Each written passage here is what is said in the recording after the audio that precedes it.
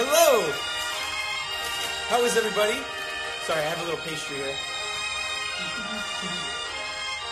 Oh yeah, I got us a pastry.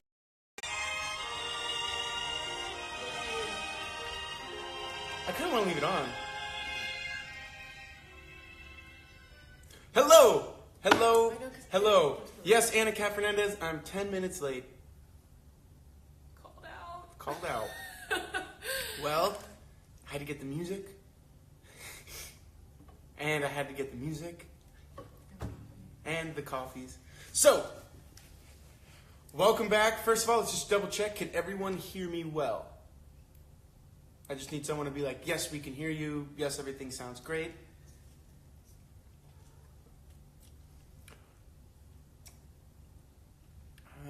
Is she your girlfriend? Yes, she is. Yes, she is. We waited for you. Well, thank you guys. Okay, good. All right, so we can be heard. Okay, cool. So for those of you who don't know, I'm going to introduce my lovely girlfriend, Miss Tessa Brooke-Mossy, who was, you guys may know from Shadowhunters as Heidi, or you may know from The Truth Harry Caberk Fair as Jenny, or you may know her as just an amazing all-around person.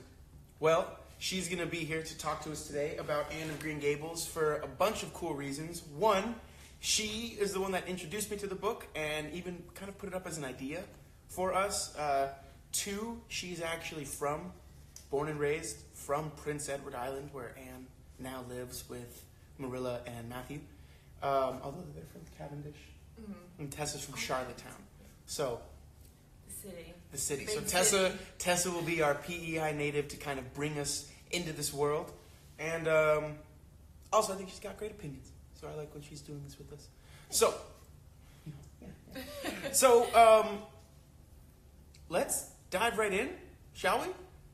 What are your first thoughts of the book? Let's do the thing we normally do where we say one-word thoughts. If you loved it, hate it, loving it. I feel like most of us are going to love it. I'm not going to lie. Because personally, I am loving it. No, I have not watched Anne with an E yet. I will after we finish. Love the book. Awesome. I love Anne. Annie Hansen. I completely agree. Anne is one of my favorites. She's amazing. Mm-hmm. Anne is adorable. I love a book. Loved it. Did you guys finish it already?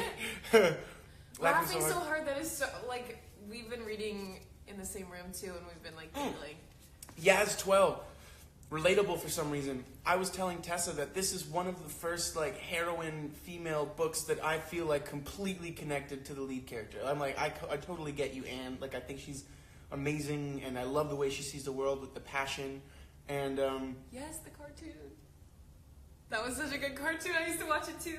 Wait, there was an Anne cartoon? There's Anne cartoons, there's Anne movies, there's Anne, like, the animated series, the musical, the new Netflix show now, there's, like, everything, Anne, everything. Anne's personality is so unique that I'm just like, obviously love it!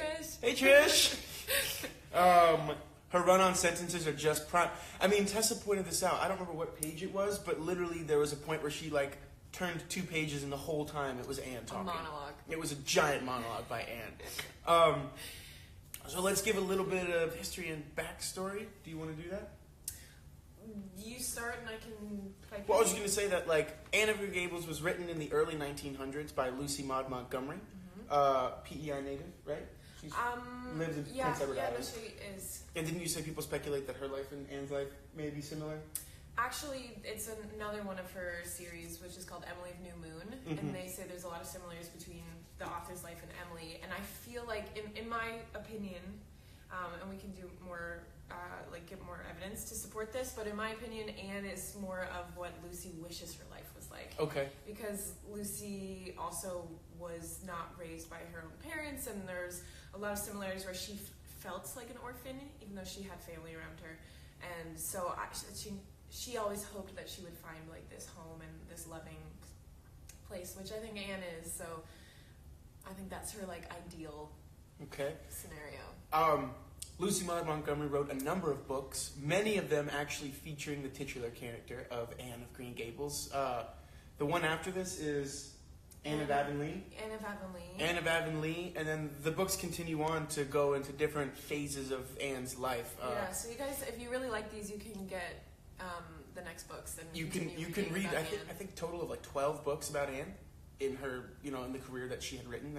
There are many books about Anne, which is a really cool thing, I think. And she originally wrote these Anne stories because the church asked her to write little stories for Sunday school, right? Yeah.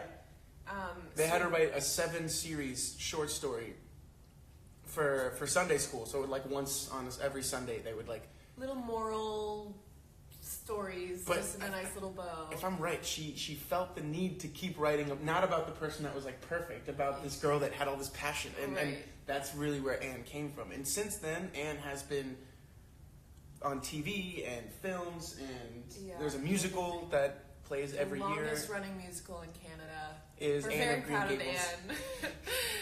And that's the thing, like, I didn't know anything about Anne of Green Gables before I went to Prince Edward Island.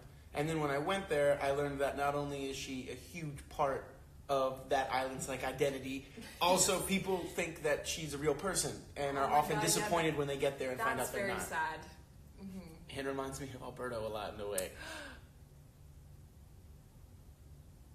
Yes, but one of the coolest things about Anne is she always talks about the importance of asking questions, and that's what you say at the end of every one of these lives. Yeah. Is to ask questions. So. And the fact that she never loses her passion. That's something I really appreciate. I love the unstoppable force that is Anne. Yes, read the book, love the TV show, and at some point Anne goes on and on about how beautiful October is and how tragic it would be to pass from September to November without the middle of October. I felt that. Yes.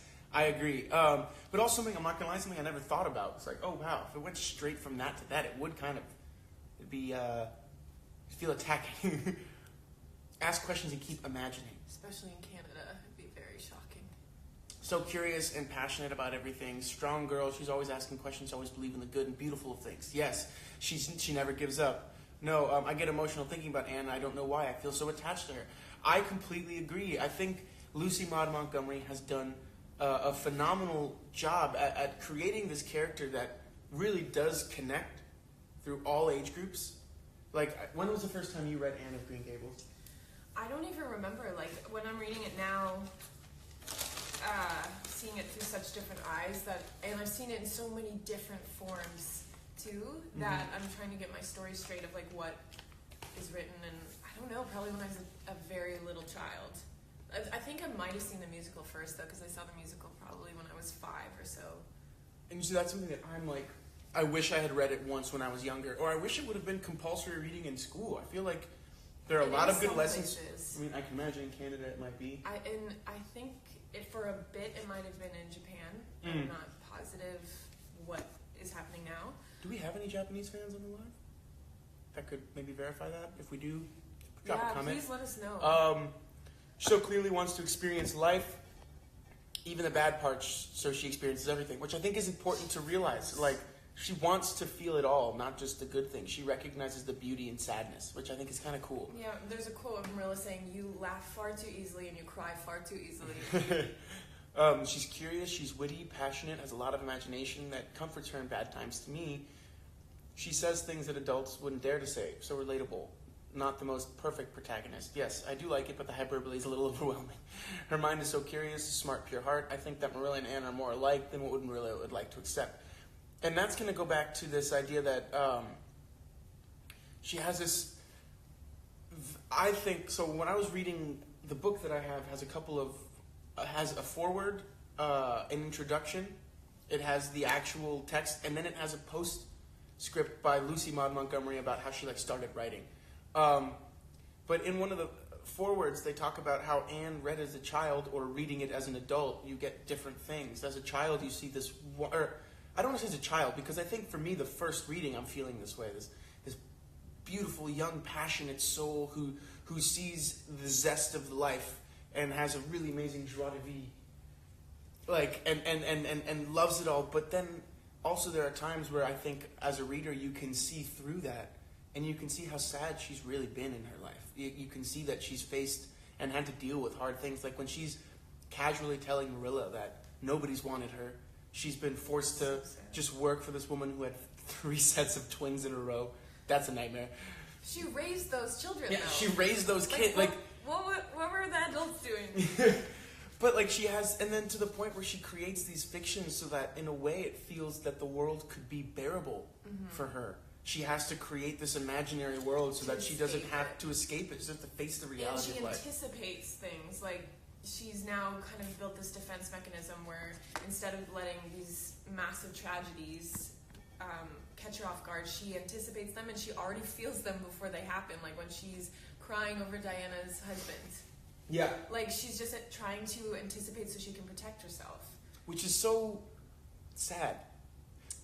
It is, yeah. But also amazing. Like, it's funny how you teeter on this edge of like, wow, she's this amazing person, but also like I feel like really empathetic towards her and the struggle that she's had to live before she met the Cuthberts. You know? We talked about how wise she is because of her depth of experience she's already had in such a short time, and how she's learning and have already learned so much about how to deal with all of this, and she knows that being happy is work. And she talks about that. What kids often do you hear talk about, like, they have to work on their happiness? So she's a very cool character. And I think that's something that we could all kind of, I'm taking from it, is that when Anne is being driven back to, what's her name's house? The house with the orphanage? Mrs. Spencer's? When Anne is being taken back by Marilla to Mrs. Spencer's house, there's that moment where Anne tells Marilla, like, I've decided I'm going to enjoy this ride, even though it's the worst ride of my life. I've decided I'm going to enjoy it. And I find out that you can actually decide you're going to enjoy a lot of things if you firmly decide it. But of course, it must be firmly decided. And I think that's such a powerful lesson for us. Life isn't what happens to you, it's how you deal with it. And in Anne, we see someone who has had to deal with a lot of the worst parts of life at a very young age. But somehow, she's managed to stay open, she's managed to stay passionate, she's managed to stay kind and loving, and still will choose the beauty of the side versus the reality in which she's facing. That's why they call her, at the beginning of the book, they call her a woman child. You even remember that part? Yeah. I think that's so fitting to describe her, because she's so wise, and then because her imagination is just so large and childlike, she just strikes this balance of saying things that catches you off guard, because it's like adults don't even realize that, and she still has the like clean slate to take in the world as it is without seeing it through societal constructs yet. But she's also at the place where she's open to change. She's not set in her ways. No. So, like, when she's preparing for tea at Mrs. Barry's place, and she's like, "What if I?" Oh, not Mrs. Barry. At the minister's wife. She's preparing for tea. She asks her, like, "What do I do with this? And how do I know if I want a second helping?" And I want to make sure. And she goes, "Oh, stop thinking about you. Think about etiquette in terms of the other person." And then Anne's like, "Why didn't I think of that?" And then immediately she understands what that means, and not like someone who's like, yeah, but what does that mean? You know, she's able to kind of... Well, she's so open, like you said. She's just open. So I'm gonna start reading comments again. I'm a little far behind, so I love how she romanticizes bad moments. Rita said, literally, hold on. I think something very common with kids. I've been working with kids this summer, and they have such vivid imagination, and they keep talking and talking and talking, and even if your brain is... I think you press the plus button now. No. Plus means that there's more. Oh, sorry. So, literally about to fry, you really feel like you can't stop them because it would be like putting a limit on their imagination. I agree. That's like one of the worst things. I own the wiki set. Read them for the first time with my grandmother's young girl. This time I'm reading it with my daughter and have so much fun sharing this world with her. That's amazing. She tries to see the beauty in everything, faced many hardships. I actually heard about Anne in high school from one of my teachers, and she kept talking about her throughout the year, but we didn't read the book, just heard about it as a way to keep us motivated. Awesome. Kids are sometimes stronger than adults. I think it's because they just don't have the knowledge of like past pains and stuff yet to protect themselves. So they'll continue moving forward in an interesting way. Completely agree. She's been through so much, and she's only 11. I think part of her imagination is a panic room per se. It's comfort in such a bad, cruel world. A young woman reminded me of Little Princess. Yes, Little Princess. Very similar. Yes, George. Even my 15-year-old sister, when she comes back to school, she just goes on and on and on for like 30 minutes straight, and I feel like I can't stop her. It would just be so cruel. They're so pure. Children are so pure, passionate, and strong. When we grow up, we lost this part. It's sad. We don't have to lose that part, though. The only thing anyone says you have to do is grow older. You don't have to grow up. I mean, you should mature, but you don't have to grow up. But that's what now, reading it, because before when I was a kid, I wouldn't be relating to Marilla and Matthew. Yeah. But now I am, and it's like them taking in. But Marilla's starting to feel guilt, like, okay, well, I'm trying to civilize her. Mm-hmm. She's like, but wait, am I taking away something so beautiful about her, which is her imagination? And it's finding the balance of being able to, be quote respectable in this time period, right? And also like keep that life and that joie de vivre. But I also think it's like a really cool parallel for our time, because I feel like our parents are seeing our generation push the world in a new way, or bring things up that people haven't thought of, and they're not saying, like, often, I don't think, they're not like, wow, that's weird, that's wrong. They're kind of like, this is not how we did things. Yeah. But it's actually interesting. And I think that's like a really cool parallel that's happening now. Also, can I just say, I think Marilla is one of my favorite characters. She's amazing. Like, I love Anne, but I think I like Marilla more. I also like Diana Barry. I think she's funny. Diana Barry seems like a sweetheart. I feel like we don't go into her enough, because a lot of times we hear about Anne's adventures after they're over, when she leaves the house, and then it comes back into what she did that day. But I wish you guys could see the musical too, to see that life that Anne has, and Rachel Lynde, who's one of actually my favorite characters. Rachel Lynde, that's so we saw the musical this past summer in Prince Edward Island when we were visiting Tessa's family, and that scene where she does that to Rachel Lynde and then she gets scolded. There's a beautiful song in the musical that Tessa really loves, and she told me about beforehand, where Matthew goes up and tells her to stay humble, and that humility will be the key to her, like, getting through these types of things, where she's like, I'm just gonna be humble. I don't care if I'm wrong here. I'm gonna apologize and make things right. And it's a beautiful little song, which we'll probably play next time, maybe. There's so many good. They take moments from the book, and the songs that they've created from them give breathe sometimes a new life even into those moments in such a cool way that musicals can do. And I loved that moment that Matthew had, because so essentially in the musical, instead of him going up to the room, he takes a ladder to her window and calls out, like, Lady Cordelia. Yeah, it's like really sweet, because like, the window and then he basically is just like telling her to have fun in the fact that, like, people can say whatever they want about you, and you can just they can't get mad at you if you're like, I agree. Yeah, you're so right. I am homely, and I do have and I just agree with everything you say. And then they're so shocked because you didn't put up a fight. And then he's like, and then they don't. They literally have nowhere to go. They have no. You give them fuel for the fire that they're trying to build. So if you don't give them fuel, the fire won't go anywhere. And so they have this whole song about it, and she's like, "This is fun. Oh, I like this idea." And that's where she gets that little spark of joy, to do this big apology. And I think if you guys ever get the chance, see the musical. It does so far reading it. Humble pie. Humble pie. Yeah, Trisha. I was shocked. My sister's on here. That's why. Yeah, Tessa's sister's on here. Her name's Trisha. Everyone say hi to Trisha. Thank you for joining us this week. She's gonna be like, oh my God. Yeah, she's gonna be like, never doing this again. So I love how Marilla is such a strong woman, even if she's strict with Anne. She's just teaching her things, and that's beautiful. No, I think that's one of the things that I think is really interesting that you're seeing through, I think, Marilla and Matthew, is they're kind of seeing life through new eyes because of Anne. Like, they're older and we're kind of set in their ways, and now they have this person who's completely disrupting that in the best way possible. And especially in these small towns, and I'm sure some of you who are currently living in a small town or grew up there, it's really interesting when an outside, something comes in that stirs up what has always happened and the way everything has always run. And I love seeing how she just creates this bit of a mess that's going on here to challenge what they've done for so long and never question it. Matthew fell in love with Anne right away, just like the reader does. I agree.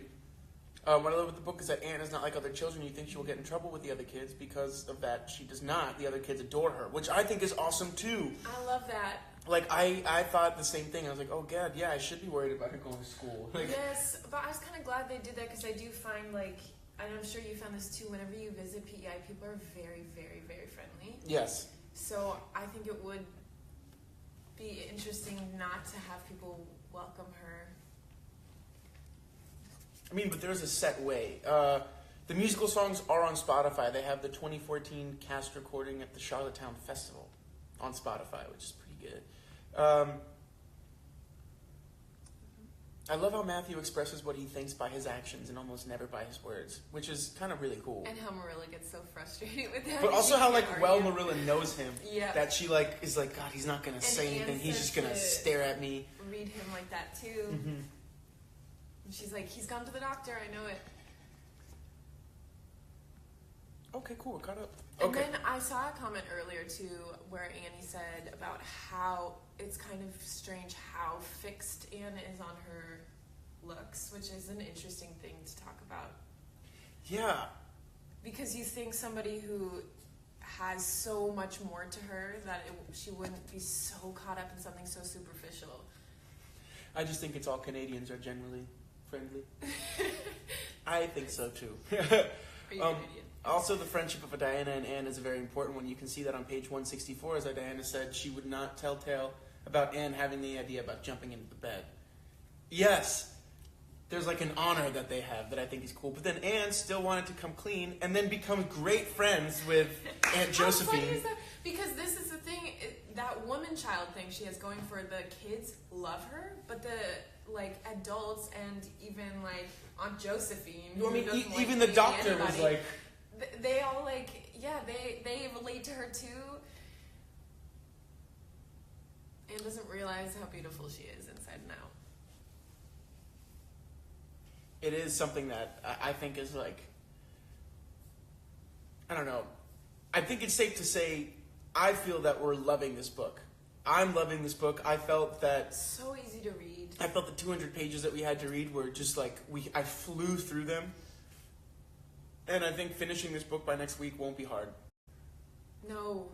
I like the piece where Marilla was confronted when Anne did the dare and fell. Marilla knew at that moment how Anne truly changed her life. Yes! You read that out loud. I read that out loud to Tessa. Where is that? I want to read it out loud again. Where's my book? book's here.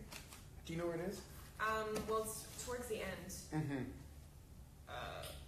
Where's my book? You're in the other room? Hi, guys. I'll try to find it.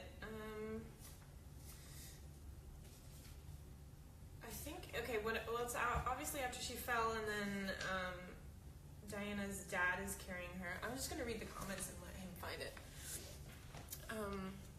Okay. Here we go. When Anne set Diana drunk I and found her it. mom got I so found mad it. and wouldn't let them meet anymore. But then saw who Anne really was. And that's an accident. Okay, I was not really impressed with Diana's mom in that moment because she wasn't able to even consider that this child wasn't guilty until she saves. You know, like I just felt I Also, like, that's wasn't there a for that. very vindictive child to, like, Can you imagine? purposely get another child drunk. Like, that's an evil Also, thing to do. Not to look at her for any of the other parts of her, but just to see, like, not to even use her character as a judge to whether or not she'd even do that. She just ran to that conclusion. So I'm going to read this section. In my book, it's page 194. About 2 pages into chapter 23, Anne comes to grief in an affair of honor. Marilla was out in the orchard picking a panful of summer apples when she saw Mr. Barry coming over the log bridge and up the slope with Mrs. Barry beside him and a whole procession of little girls trailing after him. In his arms he carried Anne, whose head lay limply against his shoulder. At that moment, Marilla had a revelation. In the sudden stab of fear that pierced to her very heart, she realized what Anne had come to mean to her. She would have admitted that she liked Anne, nay, that she was very fond of Anne. But now she knew, as she hurried wildly down the slope, that Anne was dearer to her than anything on earth. I thought that was such like a lovely piece. I thought it was like Tessa time. Did you see that? Yeah. Tessa time. Thank you. Oh yes, please visit PEI. I just saw that comment. Oh yeah, I love visiting. The way they describe PEI's beauty in this book. I mean, I think it's hard to describe PEI's beauty in writing. I think this book does it. I think this book does a very good job. I mean, now that I've been a few times, yeah, I feel pretty good about it. I've been quite a few times, yeah. I love how dramatic Anne is. The whole drunk Diana part was hilarious. Clear doesn't believe in the concept of innocent until proven guilty. I need to leave. Can you save? Yes, I will save the live. Anne is a bit unlucky, though. Anne is Murphy's Law. Yes, if it can go wrong, true. it will go wrong with Anne. Unfortunately for her. I felt so bad with Diana, too. I highly recommend visiting PEI. Anne is amazing and beautiful. Yes, it is. And all her funny mistakes, just like me at her age for me right now. Marilla was so afraid for Anne. And I still think that Marilla's journey in this book is my favorite one. Yes, it is. Because Anne is always Anne. Yeah, Matthew's amazing, but to see this woman, Marilla, like open and then start recognizing the humor in the world that they live in because of how strict they have to keep it. And Anne doesn't see that. And Anne says what Marilla thinks. It's just fantastic for Marilla to finally feel like at the very beginning of the book when she thinks all these things about Rachel Lynde too. Not what Anne said, but she does think, okay, she needs to know her place and she shouldn't be so rude and outspoken and all this stuff. And Anne just goes at her. And I feel like Marilla's secretly sitting there and I've waited my entire life for this, for somebody to say something. Chapter 20, page 168. Please, Alberto, read the first part. It shows the drawing language that is used in the book. 168. Mm-hmm. Spring had come once more to Green Gables, the beautiful, capricious, reluctant Canadian spring, lingering along through April and May in a succession of sweet, fresh, chilly days with pink sunsets and miracles of resurrection and growth. The maples in Lover's Lane were red-budded, and little curly ferns pushed up around the Dryad's bubble. Away in the barrens, behind Mr. Silas Sloane's place, the mayflowers blossomed out, pink and white stars of sweetness under their brown leaves. All the schoolgirls and boys had one golden afternoon gathering them, coming home in the clear, echoing twilight with arms and baskets full of flowery spoil. It's beautifully written. It is. And PI is so beautiful. Sorry, PI, when I'm saying PI, I mean Prince Edward Island. And this book, she just knows how to describe it. It's crazy. Oh, someone said a comment too that I thought was... Anne and Gilbert, OTP. Yo, yeah. Right? I agree. Go back, yeah. There was something that someone said and I was like, ooh, we should talk about that. The cake? Someone said, I really hope that Marilla tells Anne that she loves her. And I thought it was so interesting when Diana told Anne that she loved her, she's like, no one's ever loved me before. And I thought that was so interesting because Anne doesn't realize that Matthew and Marilla love her. She doesn't know that. She's never had people in her life before who genuinely did love her. And so cared about her and want the best for her. And she can't recognize it. She can't recognize it unless it's verbalized. Which is so hard. So sad. It is. And that was the moment where I was like, oh, she has no idea even when she embraces Marilla, how Marilla actually does love that. And she has no idea. Does anyone know the page for the point when Anne first kissed Marilla on the cheek? Because that was one of my favorite parts too, when Marilla was like she felt like a pang in her heart because of it, and she felt so happy. I loved that. And then, of course, she goes right back to, anyway, you gotta wash the dishes. Or whatever the dishes aren't clean enough. Just get back to what she's comfortable with. Oh yeah, Gilbert is totally Gil to me now, because that's all she calls him.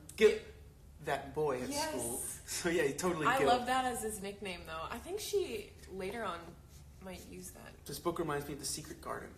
I remember that movie. I find it so cute when Marilla giggles at some of the things Anne says or does. It shows how fond she is of the little girl and how she's slowly changing her opinion on having her at home. Yeah, they're little things, but I find them so funny. Have I ever thought about recording an audiobook? Absolutely. I would love to. Just no one's giving me a book to do it. Oh my gosh, you would love to do that. Yeah. This random, but what ma... This is a typo. Whether there are guys because Alberto's dressed up for summer and Tessa's dressed up for winter. Oh, do you want to know why? Am I allowed to tell the world?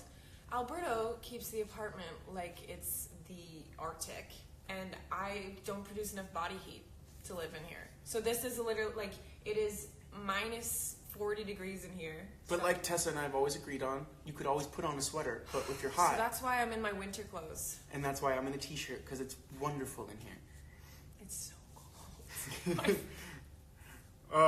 This is a lifelong...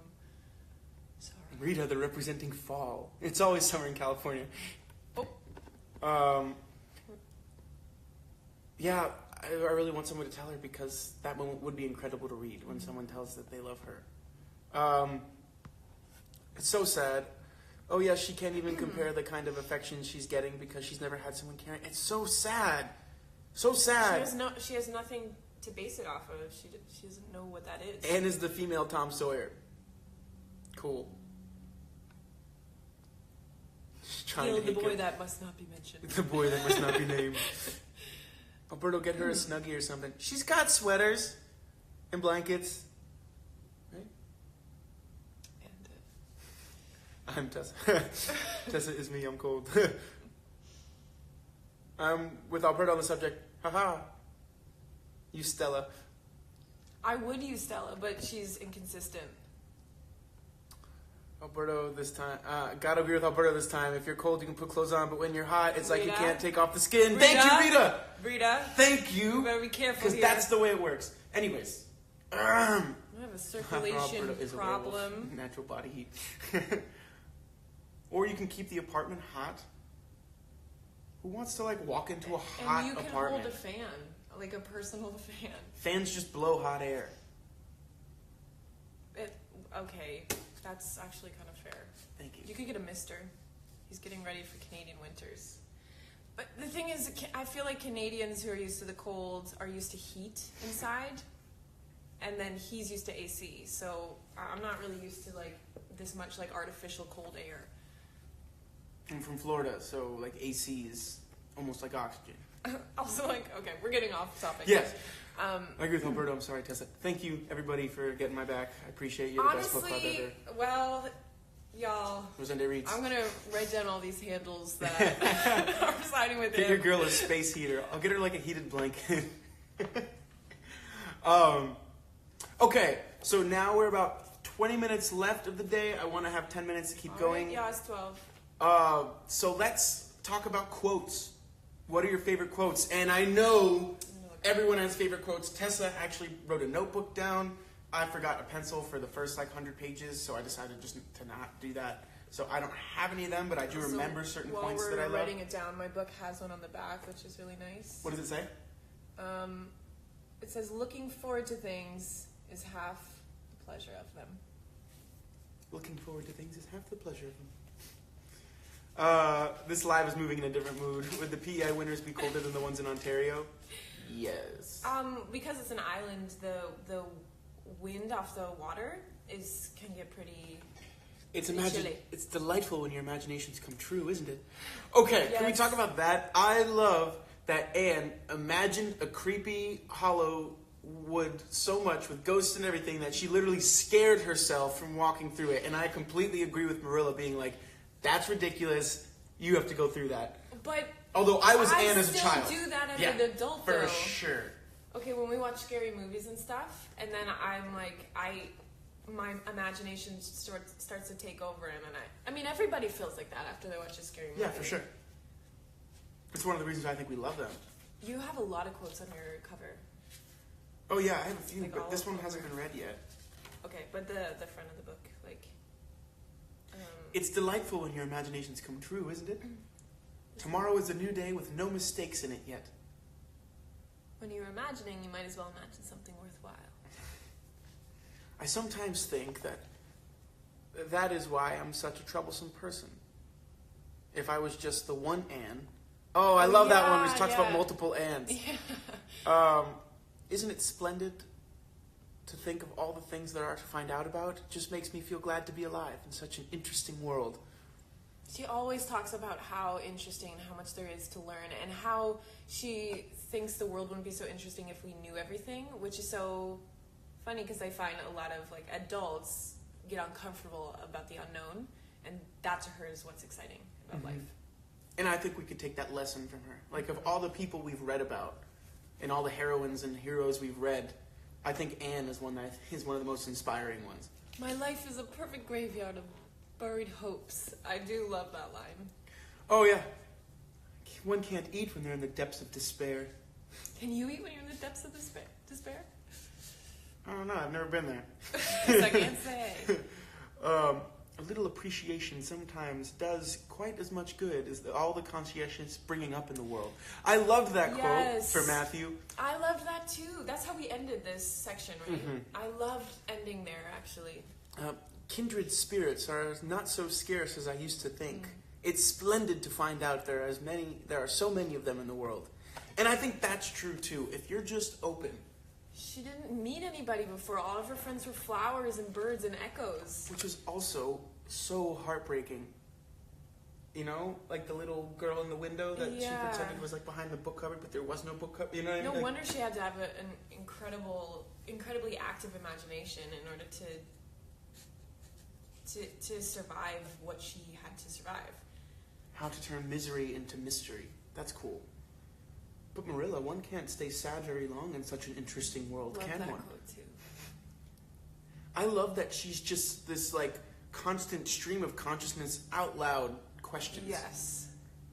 I think we should all try to spend one day where we literally question and see the beauty of the world. So like pick a day this week and just try that. Have an Anne day. I think that'd be cool. I actually find like reading this book, it puts you in that mindset of seeing the world like that. Just naturally. What are you doing? Nothing. Somehow things are never so good when they're thought out second time. I totally agree. I feel her on that. Like the times when you draft something before bed, but you don't write it down. I love when she says in chapter 2, I think that it's a relief to talk when you want other that hearing that children have to be cute and quiet. Sorry, I don't have the exact quote. I know what you're talking about, though. When children should be seen and not heard and stuff like that.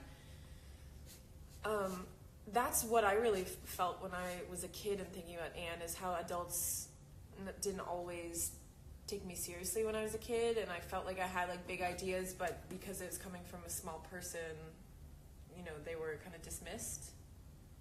And Anne talks about being taken seriously. I feel like as a kid reading that, it really resonates with you. I also like that there's a transition in a way where it's less imaginary and more like reactionary. Like she still imagines amazing things, but when she starts to live in Green Gables, it's not the fake person or the ghost. Right, when she has actual like there are people there, and she and her imaginations go from being this thing to help her escape to being this thing to help her really be in the moment, which I think is a really cool change that happens with her. And I feel like everyone in like Green Gables and their whole area Avonlea start to get really inspired by Anne. Anne is like a baby Rosende reader because her mind is literally our motto without words. Yes. Yes, it really is though.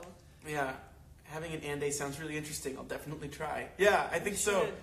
It almost seemed to her that those secret, unuttered, critical thoughts had suddenly taken visible and accusing shape and form in the person of this outspoken morsel of neglected humanity. How well written is that? And that's one of the things I have to say, with Lucy Maud Montgomery, I feel like you could take one of her sentences and find them just as flowery as Anne's imagination, but you don't feel like you're wasting time reading them. I don't ever wish she said Anne went down to the brook.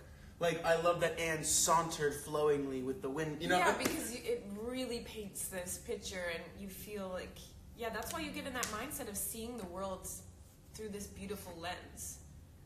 But I think that also speaks to the fact that Anne is so well read. And the reason why she can't spell or why she uses big words is because she's read them. Yes. And she has ideas of what they mean sometimes, which is also funny. Yeah. But like what she's taken from reading is a vocabulary to describe the world around her that isn't one that's black and white. It's all of the colors in between that allow her to really, it's not just like that green plant. It's that flowery green plant that shyly turns towards the sun. You know, like, and she gives a complete piece. And I think that's really cool. Because she probably spent more time reading than she did many other things. Mm-hmm. I shall walk that ridgepole, Diana, or perish in the attempt. If I am killed, you are to have my pearl baby. That's the first thing on her mind. We should rename things the way, the Anne way of naming things. I love that too. I mean, that's something that I think is super important. The way we name things kind of decides their vibe. So it's not Barry's Pond.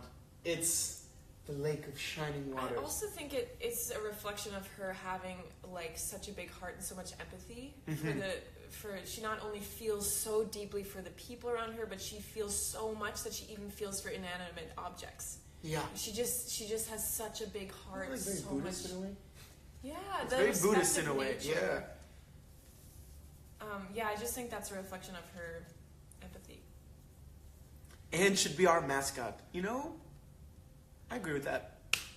I agree with that. And because her thoughts are dismissed by adults, she'd rather stay quiet, I guess. She's a color way of describing the most mundane thing. It's the same as happening with me. It kind of reminds me of the Little Prince in an abstract way. People laugh at me because I use big words, but if you have big ideas and you have to use big words to... You have to use big words to express them. Haven't you? But I agree with... Like, I think also she's kind of letting you... she's freeing us to be completely free in the language we use to describe things. I love too, she like chooses her words sometimes, but she'll sit there and be like, oh, that's not the right word. The right word for this is, you know, it's just like so cool to watch her love how she articulates things. So important. So overall, I'd say we're all kind of really enjoying this book. Does anyone not like this book? Because I would love to find out what are the things that are kind of like holding you back from it. Or does everyone kind of agree? Pretty dope. Hey, Geography. Are we behind in the comments? A little bit. Okay. Looking forward to things is half the pleasure of them. You mayn't get the things themselves, but nothing can prevent you from having the fun of looking forward to them. And I love that point when Marilla's like, you're going to be disappointed. And Anne's like, well, half the fun of like going to something is getting ready to go to it. And if you can't go, that sucks, but at least you got to be at least you got to be excited to go. Mm-hmm. I hate that so often streets are named after important people nobody ever heard of. Let's rename them all after all the streets.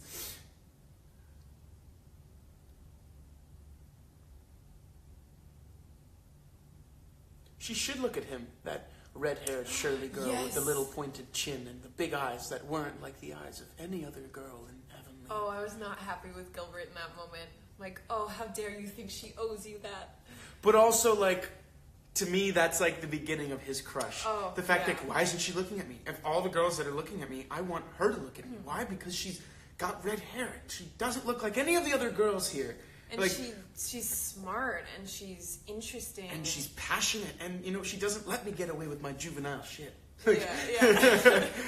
She makes a man out of me.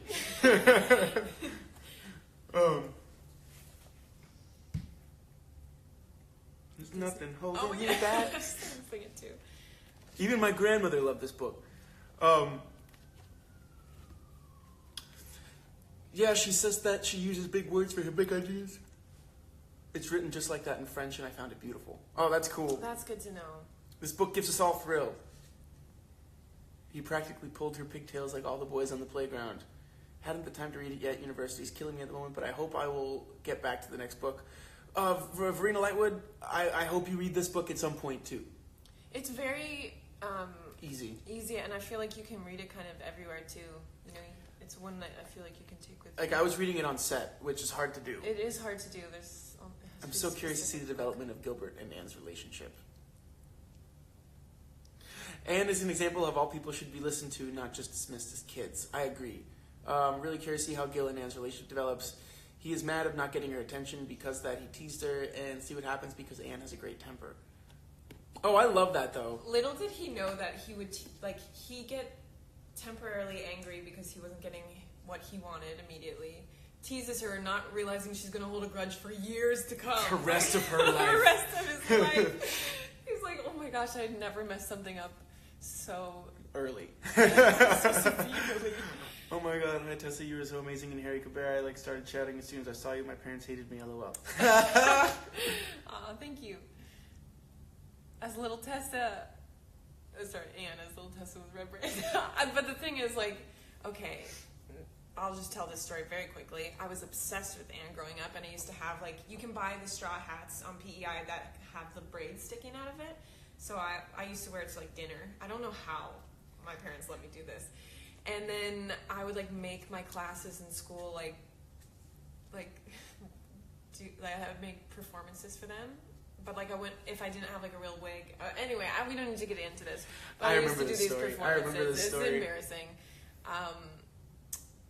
Tessa has a lot of secret performance stories about PEI. Yeah, that aren't something I want to necessarily tell everybody about. So I'm gonna just stop right there. We haven't watched a Netflix show. We have a friend in the Netflix show. Oh yeah. Yeah. We haven't watched it yet, though. I'm waiting until after. She knows! Trisha remembers! Oh my gosh. Tessa, you can cosplay Anne for Halloween. Guys, the embarrassing part of this story is because I didn't have the red wig and she couldn't wear the hat for the scene, the number I was doing. I wore a skirt on my head. That's really the kicker of the whole... And the teacher's like, what is Tessa doing? Just the little odd girl in class. Have you pictures of that place of PEI? Oh yeah, baby. You should Google pictures of PEI if you want kind of a visual while you're reading the book. And you should look at pictures for the summer and the winter, because in both, it's beautiful. It's gorgeous. I know. I should post some of my photos I took. You should. At PEI. Anyone ready to dye their hair red to cosplay for Anne for Halloween this year? I'm Annie with one N. Berto, do you have a funny story you can tell us? Nope. You're I'm gonna learn from Tessa's mistakes. Anne and Pippi are both... Yeah, Anne does remind... Pippi Longstocking reminds me... yeah. Think they have any relation to each other? Pippi Longstocking and Anne? Because they both have red hair, pigtails. Right, yeah. And they're both, outspoken heroines. Stella did not like that. Stella, you want to say hi to everyone? Yeah. She's hiding in a box right now.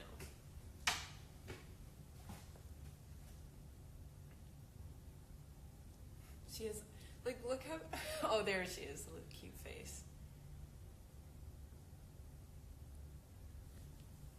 Come on, Stella.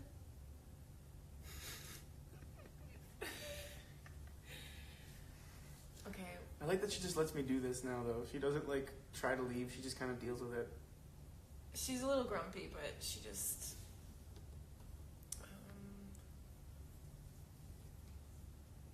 I love the Netflix show. Would recommend. Yeah, what are you guys thinking? Those of you who watched the Netflix show before reading the book, how are you feeling about the difference between the two? I'm excited to watch it. No, don't go. Stay here. Stay here with everybody. Say hi. Yeah, they're talking about the similarities of Pippi and Anne. Face scene has got to be where Gilbert gets hit over the head by Anne with a slate. Yes! I feel like Stella would do that to me right now if she could. Okay, go be free. I skipped to watch the show because I first wanted to read the book. Yes. Mm-hmm. I'm going to wait till after we finish the book, because at this point we're 2/3 of the way through the book. So man, this book is so good. It's just and it stands the test of time.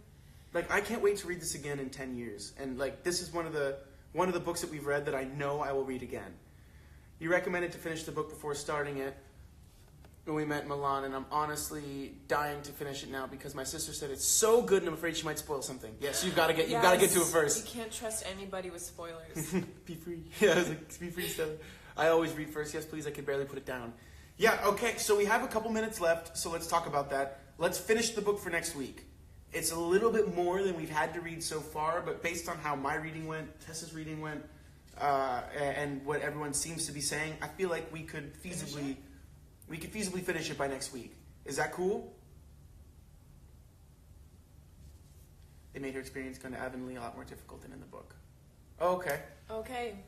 The third season is on their way. That's right. Thank you for choosing this book. No, thank you guys for reading along. I'm very excited. So yeah, let's finish the book. Okay. And then we can do it. I should have Great Gatsby up here, shouldn't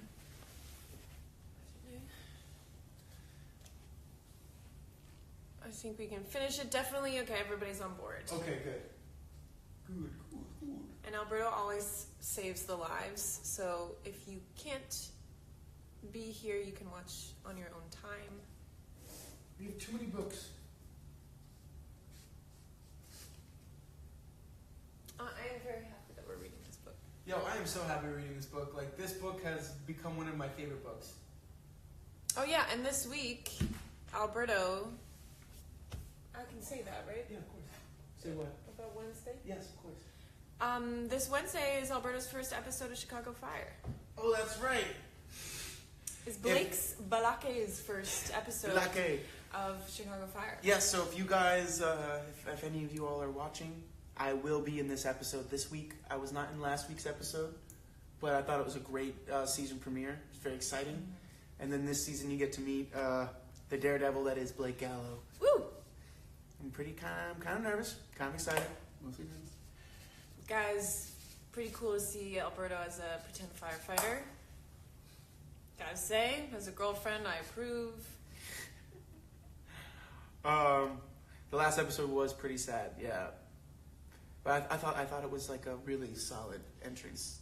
Yeah, well, I mean, because we talked about how typically something, I don't want to spoil it, but you guys will know if I don't say it and you watched it, you'll get it. Like, something that big would typically happen in a season finale, so to open a season like that is very, I think it's a cool way to do it so that people aren't anticipating. Would Simon Lewis ever be a firefighter? I don't know. No spoilers. Okay. All right, no spoilers. No, I don't think I spoiled it. No, someone else heard. Don't spoil. I'm on. Oh yeah, but I mean, I feel like that was. Gracias a todos por leer con nosotros. Para la semana que viene vamos a terminar el libro, entonces termínalo y vamos a regresar el domingo. Yo no sé a qué tiempo, pero voy a chequear y ver y más tarde yo les digo cuándo vamos a hacerlo, pero termina el libro para el domingo, ¿sabes? Cool. My social life is officially over. Is that because there's a lot of TV for you to catch up on? And books to read and so much time. Okay. Thank you guys. Where's my phone? This is mine. Okay. Oh, this is yours. There we go. Thank you guys for joining us. Do I ever want to be a firefighter a little? When I was little. Oh. You know, when I was little, I don't think I knew enough. But now I see, I think it's such an amazing job. But it's like a vocation, I feel. Because it's so, I don't know, I think it's super cool. I mean, what they do is incredible. Incredible. And also, in order to even be a firefighter, it's a very selective process.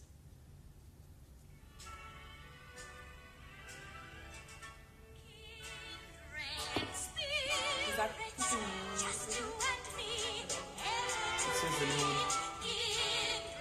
All right, thank you guys. Enjoy your weeks. Continue to be curious. Continue to question things. Continue to be inspired. And continue being positive, imaginative, and continue being positive forces of change in your environments, in your communities. Goodbye, guys. I will see you next week. I believe Tessa will be there. If I am invited, I shall be here. Wonderful. Tessa will be there. I will see you guys soon. Yes, 9/8 Central on Wednesday will be... Oh, hey! What's up, Matt? Hey, Matt. that will be the entrance of Blake Gallo. I will see you guys next week. Kindred spirits. Google photos of PEI so you can see it while you're reading the book. And even like they have a picture of like Anne's house and stuff. Like you should check it all out. It's all there. Yes. So until next time, guys, I will talk to you soon.